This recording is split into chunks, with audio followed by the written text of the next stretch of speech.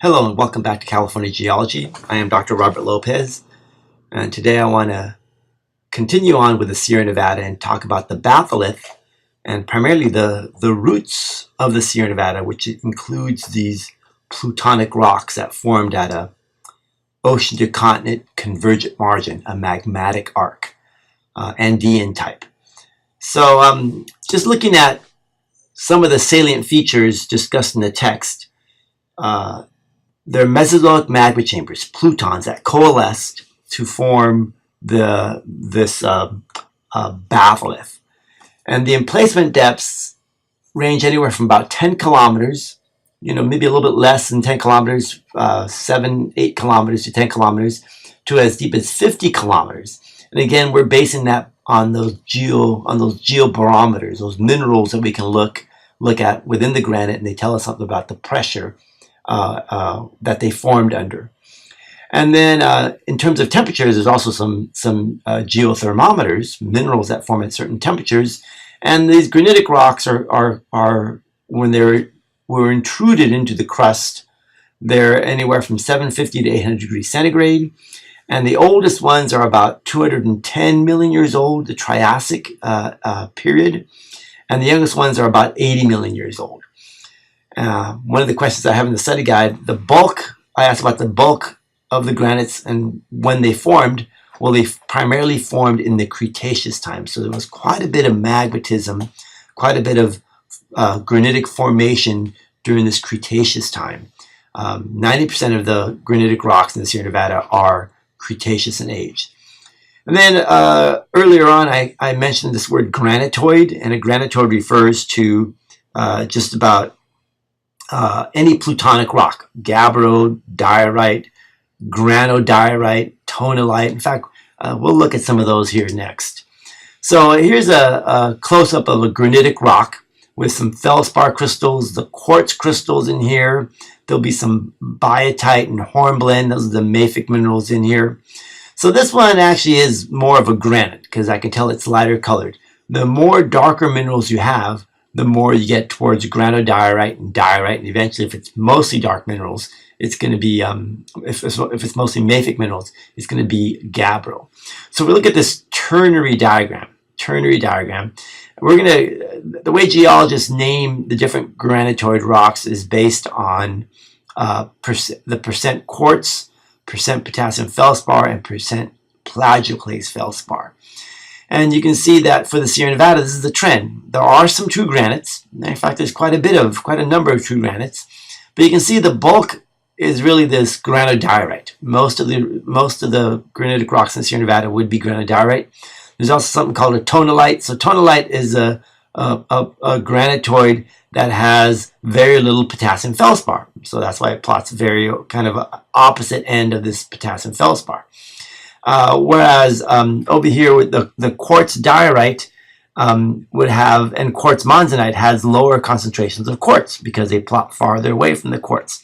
But you can see there's a general trend toward the plagioclase feldspar. And that indicates that there's a majority of rocks, granodiorite, tonalite, that are probably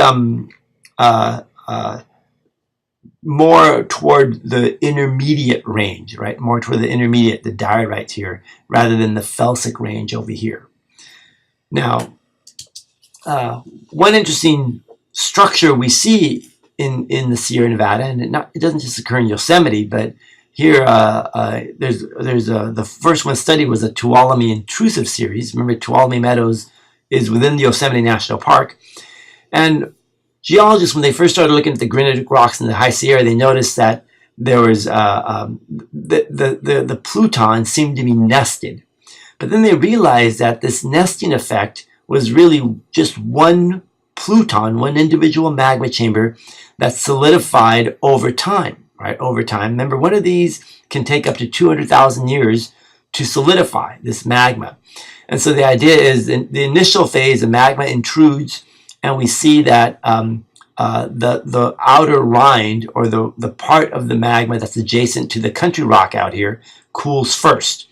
And one thing they notice is that first phase is often the least felsic, or it's intermediate. It's a diorite, right? It's a quartz diorite. So this is more like a monzonite right here.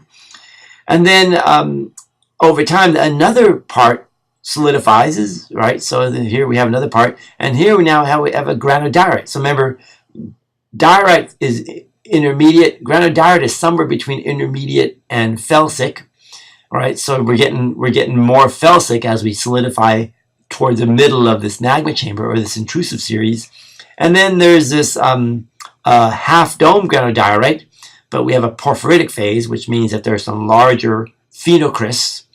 So there's and then there's a cathedral peak granodiorite phase. So here we're going from diorite on the outside to granodiorite toward the middle, and then finally in the very center we're going to form an actual granite, which is the most felsic.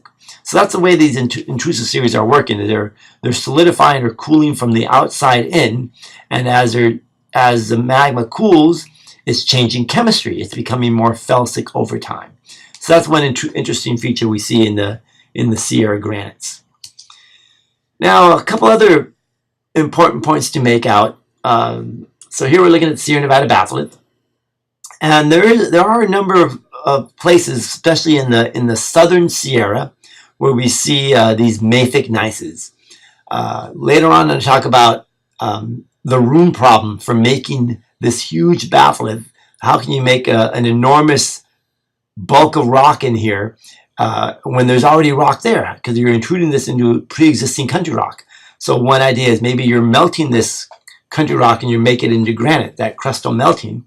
Another one is that maybe there's some extension, some tensional stress that's allowing these magmas to move in along these fault lines, kind of wedging themselves in. And then over time, they're experiencing that crystal fractionation where different mafic minerals are being separated from the residual magma. So in other words, when you take a mafic mineral away from the magma, you're making that residual magma less mafic or more felsic. So the question is, well, if you're doing that, if you're removing mafic minerals, well, where are they? They must be somewhere. And so the idea is they're probably somewhere either under the batholith, but here in the southern Sierra Nevada, they're actually exposed. There's a huge section in the San Emigdio Mountains and the Tehachapi Mountains down here of the southern Sierra where you actually see these mafic gneisses or mafic cumulates that we call them sometimes. And the geobarometers in these, again, the minerals, primarily the mafic minerals, are telling us that they formed at much deeper emplacement depths, the 50-kilometer range, right? So these may represent those crystal fractionation mafic cumulates that would form near the bottom of the magma chamber. And so I'll be coming back to this figure 8-13 in your text. And you can see toward the bottom, we're going to have all these, this shows a diagram, all these little mafic gneisses in here, right? Southern Sierra mafic gneisses. Mantle-derived, maybe, right, west inclusions. And so these are the little magma chambers coming up. They're coalescing to form the batholith up in here. Now, in the northern Sierra and the central Sierra, we're going to see these things called mafic enclaves or inclusions. And so these are the inclusions on, and so you can see the granite, your nice granodiorite or granite, light colored, right, fewer dark minerals. But then there's these inclusions or enclaves that are mafic, and the idea is these might be intrusions of fresh basalt from the mantle, right? Because remember, you're probably you're doing that hydrous flux melting at about 100 kilometers in the subduction zone. Those magmas are basalt. They're rising up into the crust, and they're intermingling with the granitic rocks that are the magma chambers that are already there. And so again, we're seeing these mafic enclaves in the central and northern Sierra Nevada. So here we're seeing these mafic magma coming from the mantle, causing these inclusions here. And then another interesting feature, in the high Sierra Nevada, just around Yosemite, just a little northeast of Yosemite, there's a range up there called the Ritter Range.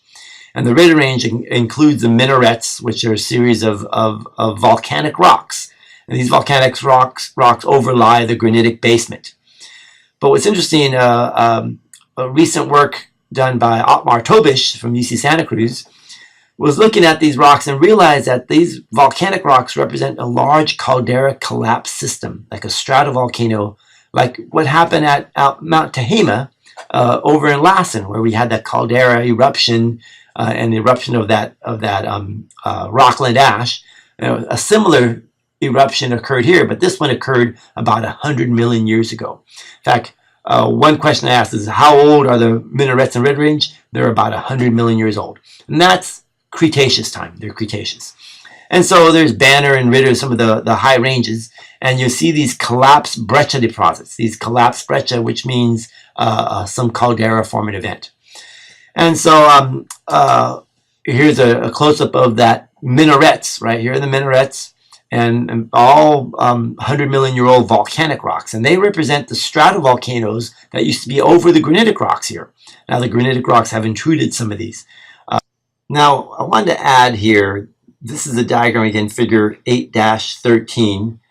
And I wanted to point out that the Ritter Range and the minarets would be in an area like this, and we're seeing here a stratovolcano with a caldera collapse structure in it. And it suggests that there's probably extension in the upper crust, allowing tensional forces to allow these magmas to intrude, these batholiths. Here's another stratovolcano that's buried in here. All right, well, let's stop here.